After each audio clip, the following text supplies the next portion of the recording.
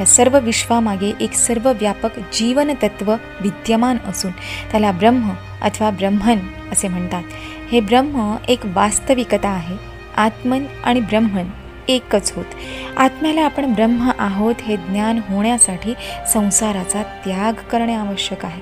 या सिद्धांताला वेद म्हणतात. भगवान बुद्धाच्या मनात या सिद्धांताबद्दल आदर नव्हता. त्याच्या मते या सिद्धांताचा आधार मिथ्या होता, त्याचा काहीही उपयोग नव्हता आणि त्यामुळे तो स्वीकारण्याजोगा नव्हता. ब्रह्माच्या अस्तित्वाचे दुसरे प्रमाण अनुमानाचे, ते त्याचे अस्तित्व सिद्ध करण्यास अपुरे आहे. भगवान बुद्धाने प्रश्न केला, कोणत्या एका गोष्टीच्या होण्यावरून आम्ही ब्रह्माचे होणे किंवा अस्तित्व अनुमानायचे? वस्तू अदृश्य असूनही तिला अस्तित्व असते, म्हणून ते म्हणतात की ब्रह्म अदृश्य असले तरी त्याला अस्तित्व आहे. तर्कासाठी हे मान्य करूया की वस्तू अदृश्य असली तरी तिला अस्तित्व असू शकते. याचे उत्तम उदाहरण म्हणजे वीज हे आहे.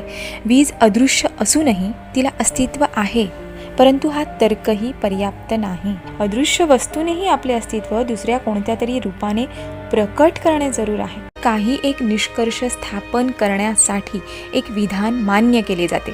ते सिद्ध करता येत नाही. ते केवळ कायद्यातील कल्पना अर्थात फिक्शन असते आणि आपण अशा कायद्यातील कल्पनेला अर्थात लिगल फिक्शनला मान्यता देतो.